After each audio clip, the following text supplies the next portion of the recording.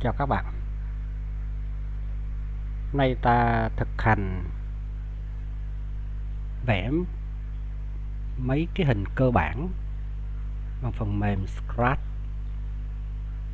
Cụ thể, ta sẽ vẽ cái hình vuông, hình chữ nhật, tam giác đều và ngũ giác.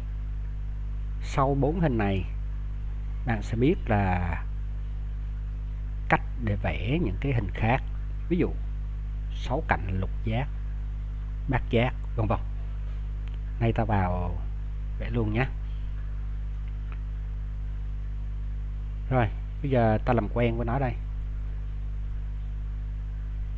Để hiểu nó, các bạn thấy đây là cái di chuyển đó, move.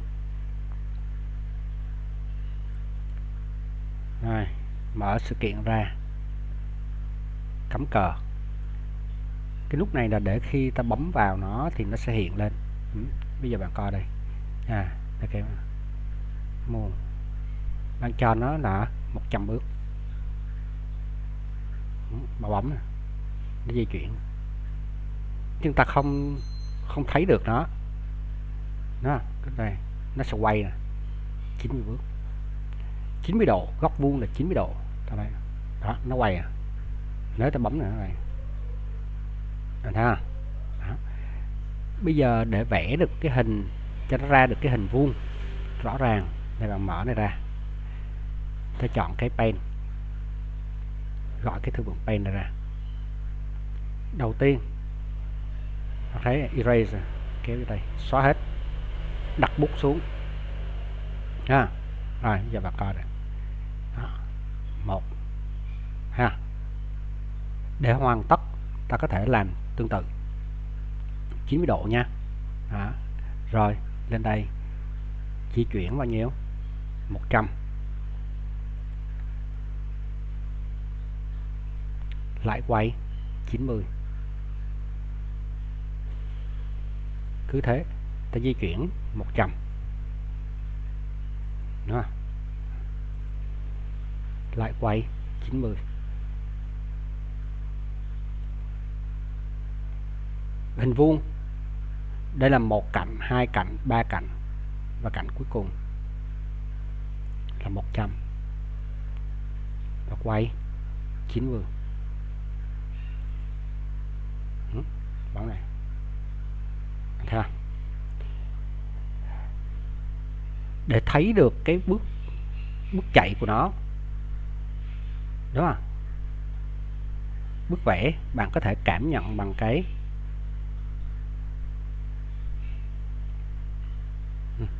ví dụ mình đi tìm nha, sound, âm thanh, sự kiện, đúng không? Quay nè. Đó. Ví dụ bạn thấy nè, để biết đó, xong rồi cho quay 1 là đợi 1 giây.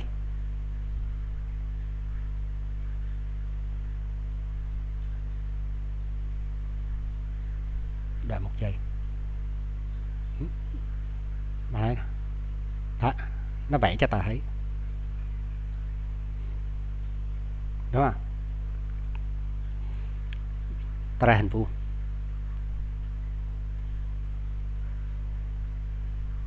Bây giờ ta vẽ cái hình thứ hai, đó là hình chữ nhật. Nếu là hình chữ nhật thì bạn thấy đây, ta cứ cho đây là 100 thì đây là gấp đôi là 200, hoặc là bạn có muốn là vẽ 300 cũng được, đúng không? Đó. Được chưa? Thì chỗ này bạn sửa nó lại là di chuyển 200, nó đi 200 quay 90, rồi đi 100 quay 90. Đó. Rồi đi 200 quay 90 thì bạn thấy đấy, nó ra hình chữ nhật. Bạn thấy chưa? Và chúng ta thấy nè, ở đâu ra cái 90 này? Góc của hình vuông là 90. Góc 90 độ là hình vuông ha. Bây giờ bạn để ý thêm một tí, và mỗi lần cái di chuyển này nó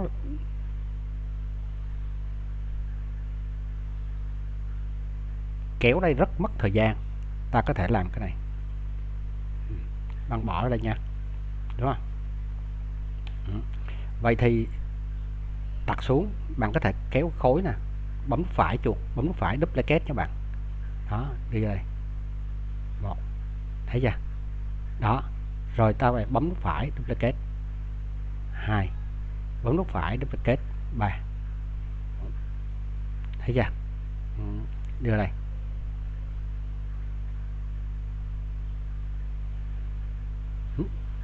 Vậy xong. Bạn thấy ha? Đó. Còn bạn muốn thử nó xóa hết, ta có thể làm cái này cũng được. Để thao tác nữa, bạn cầm này xong. Đúng không? Rồi, bên đây chúng ta xóa hết đi. Nó xóa hết các bạn. Bên này nhé bạn. Đó, xóa hết. Stop. Đây ta khảo sát thôi.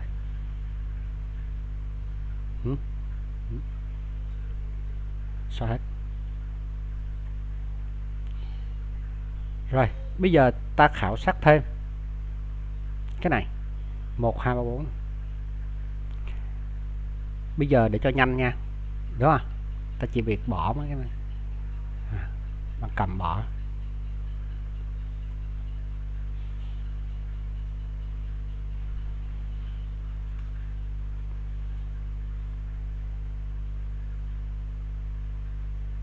Ta trả lại.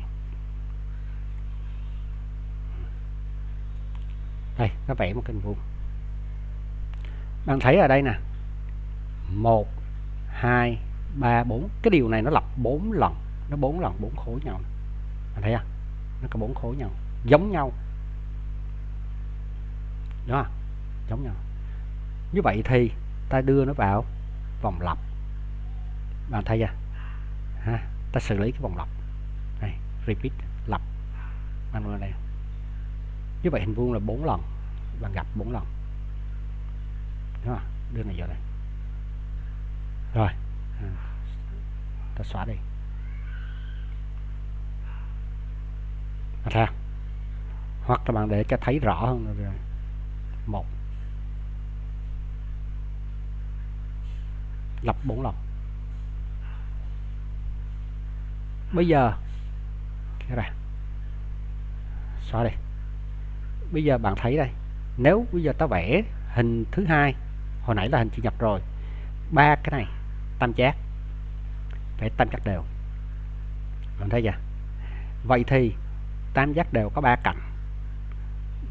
Bạn lấy 360 độ, hình tròn là 360 độ. Bạn chia cho 3. Đúng không? Nó bằng 120 độ. Bằng 120 độ.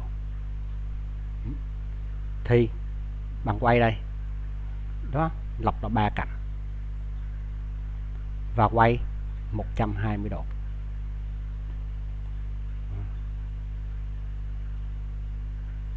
Mình thấy chưa?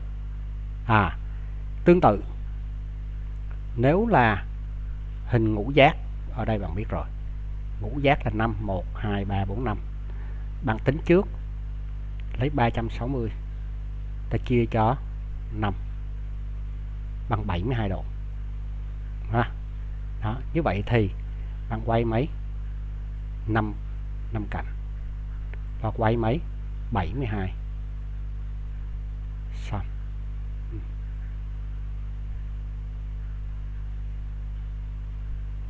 Đấy.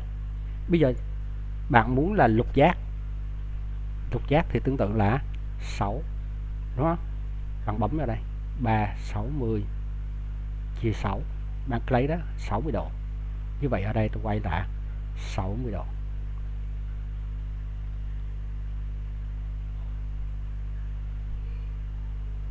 Cứ thế.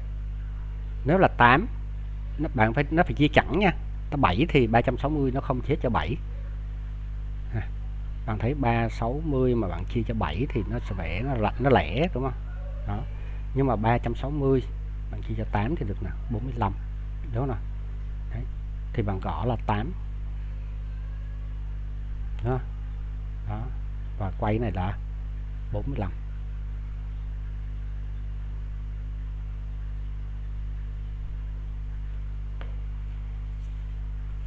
Sao? Bạn thấy không? Đấy. Thế thì một số bạn hơi lười hơn một tí, không biết tính cái này, hoặc là bạn coi một cái chỗ khác, đúng không? Có thể tính bằng cái này. Ta lại toán tử. Đó, ta dùng phép chia này. Bạn nhét vào đây. Đó, đây, bạn cứ lấy là 3, 6, 10. Hả? Bạn chia cho 8, số lần lặp 8, chia cho 8.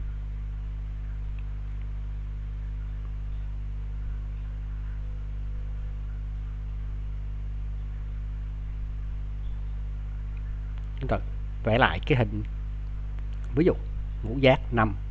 Đó. Đó, thì bạn chia cho 5 cũng được.